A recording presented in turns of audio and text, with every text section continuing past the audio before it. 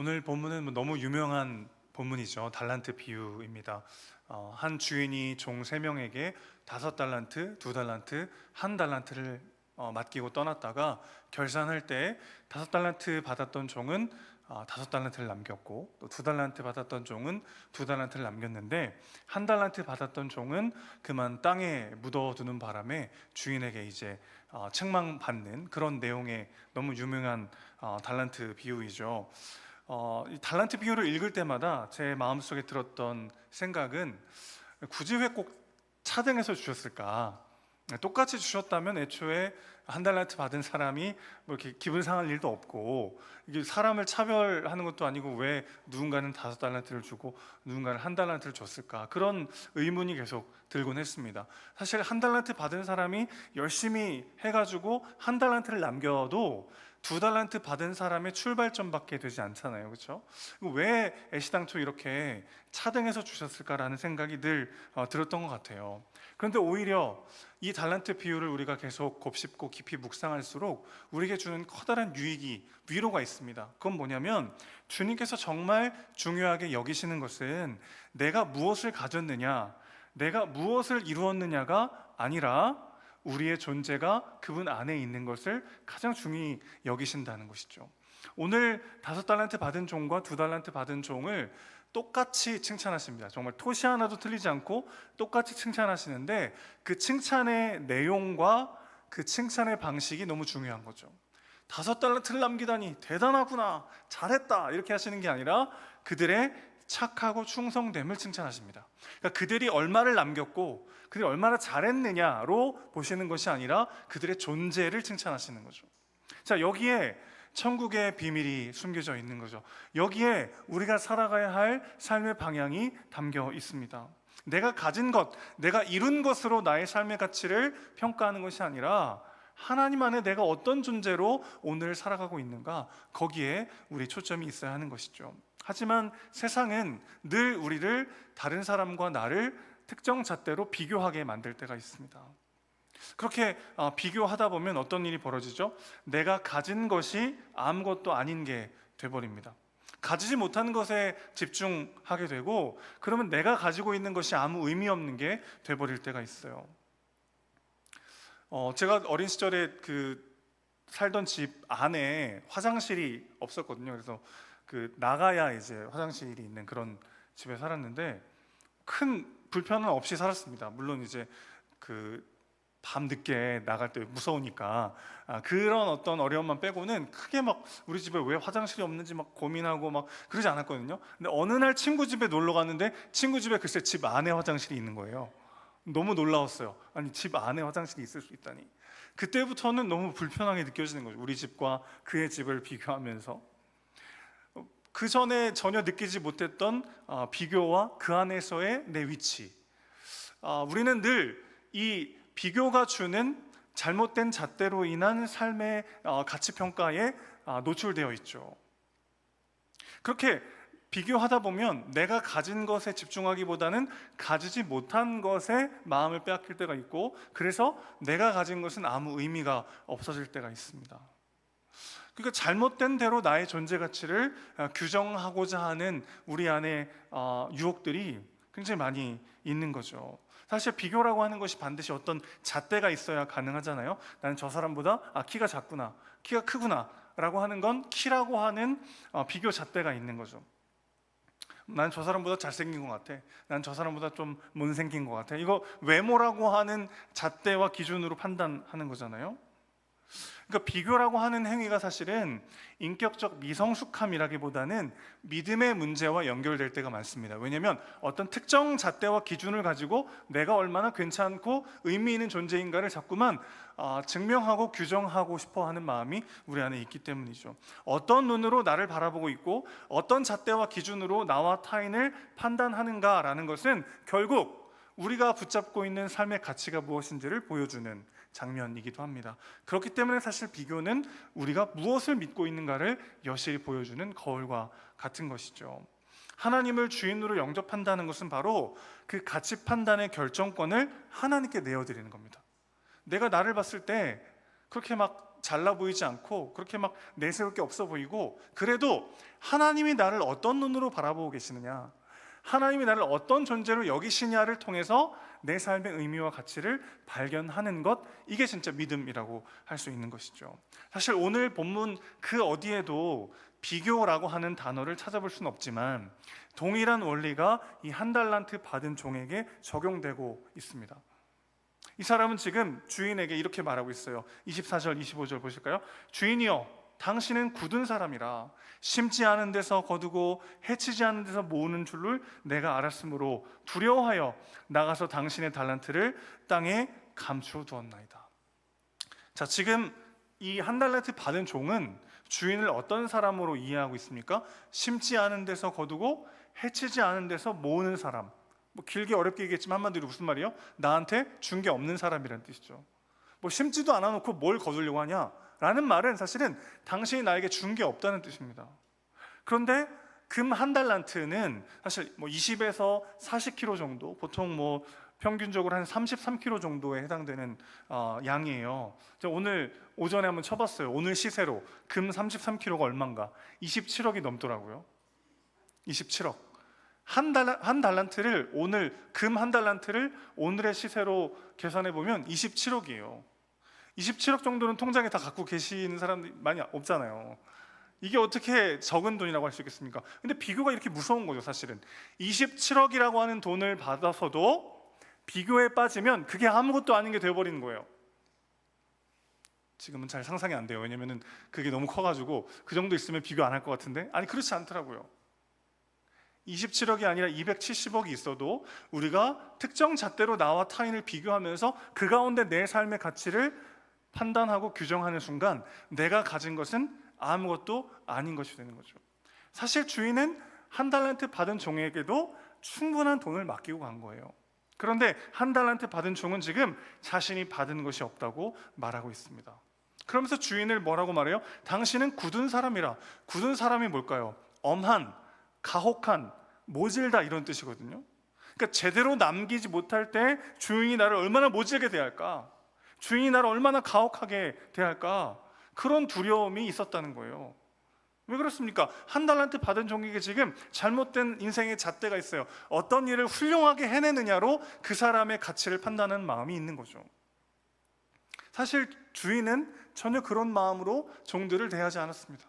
근데 이 한 달란트 받은 종이 주인을, 저 사람은 나를 그런 잣대로 판단할 거야, 그렇게 생각해서 두려움에 빠졌던 것이죠. 사실 우리도 하나님을 이런 방식으로 오해할 때가 있어요. 하나님께서 우리를 마치 우리가 불순종하거나 뭔가 제대로 신앙생활을 못하거나 삶이 무너질 때 하나님은 우리를 막 엄하고 가혹하고 모질게 막 심판하실 것 같은 그런 두려움이 우리 안에 몰려올 때가 있습니다. 그러나 여러분, 우리 하나님은 사랑의 하나님이시죠. 제가 자주 하는 말 있잖아요. 우리가 하나님을 사랑할 때 기쁨으로 우리를 사랑하십니다. 우리가 하나님을 사랑하지 않을 때 안타까운 마음으로, 창자가 끊어지는 고통으로 여전히 우리를 사랑하시는 분이 우리 하나님이시죠. 그러니 우리가 무엇을 남겼느냐, 무엇을 이뤘느냐, 내가 가지고 있는 것이 무엇이냐로 우리의 존재와 삶을 판단해서는 안 되는 것이죠. 비교할 필요가 없는 이유는 오늘 본문에 더 많이 담겨져 있습니다. 서두에도 말씀드렸지만 2달란트 받은 종과 5달란트 받은 종을 그들이 남긴 것을 보면서 칭찬하시는데, 우리 같으면 인간적인 관점에서 어떻겠어요? 5달란트를 더 남겼으니까, 아까 27억이라고 했잖아요. 한 달란트에. 그럼 얼마예요? 대충 100억이 넘는 돈이잖아요. 100억이 넘는 돈을 벌었어요. 막 진짜 막 엄청 크게 칭찬하고, 2달란트 남긴 종은 대충 칭찬하고 그럴 것 같은데, 5달란트 남긴 종과 2달란트 남긴 종을 정말 토시 하나도 틀리지 않고 똑같이 칭찬하십니다. 제가 이게 깨달아졌는데 너무 감격스러워가지고 그 헬라어 원문을 찾아봤어요. 번역만 그런 줄 알고. 근데 원문도 똑같아요. 단 하나의 토시도 틀리지 않고 똑같이 칭찬하십니다. 왜 그렇죠? 하나님은 성과를 칭찬하시는 게 아니라 그 사람의 존재를 칭찬하시기 때문에 그렇습니다. 그의 착하고 충성됨을 칭찬하시지 그 얼마나 많이 남겼냐, 그래서 나한테 얼마나 큰 이익을 줬냐로 그 사람을 바라보지 않으신단 말이에요.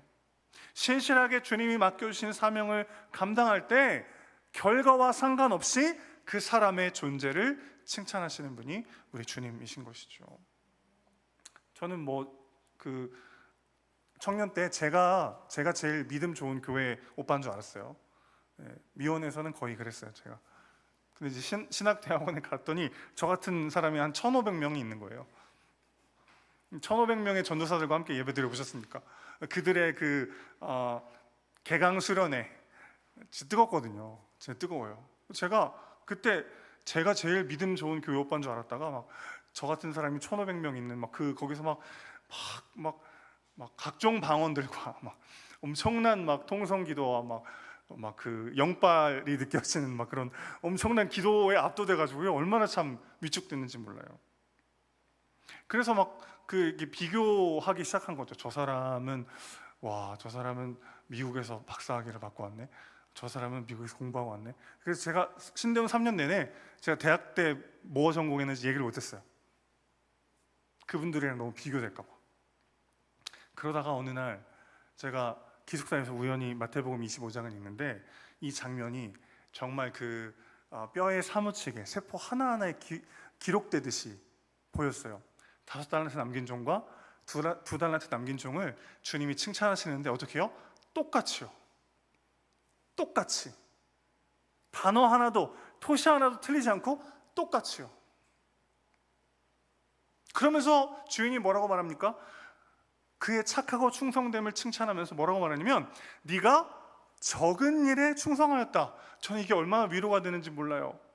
인간적인 관점으로 보면 어떤 사람의 인생은 정말 많은 것을 이룬, 모두의 부러움과 존경을 받을 만한 삶을 살다 가는 사람도 있고, 어떤 사람은 그냥 평범하게 하루하루 살아가다가 인생을 마치는 사람도 있죠. 그런데 하나님 보시기엔 어떻다는 거예요? 그 모든 게 너무나 적은 일이라는 거죠. 5달란트를 남긴 것도 2달란트를 남긴 것도 하나님께는 적은 일입니다. 하나님 앞에서는 빌 게이츠, 워렌 버핏도 거지죠. 하나님 앞에서는 솔로몬도 바보천치 아닙니까?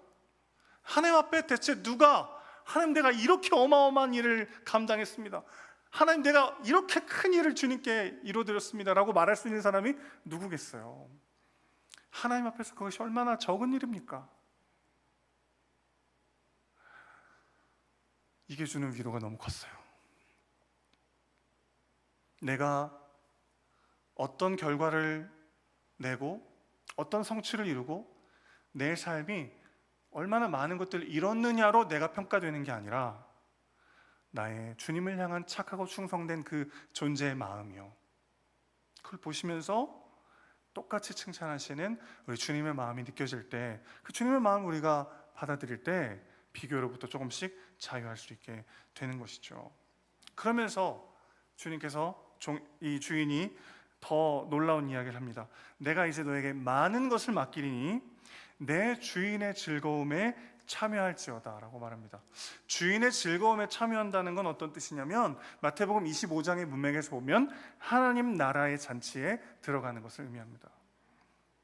결국 많은 것을 맡기시고 주인의 즐거움에 참여하는 것은 뭐냐면, 우리가 이 땅에 도래할 새하늘과 새 땅, 영원한 하나님 나라의 상속자로 부름받았음을 이야기하는 대목인 것이죠.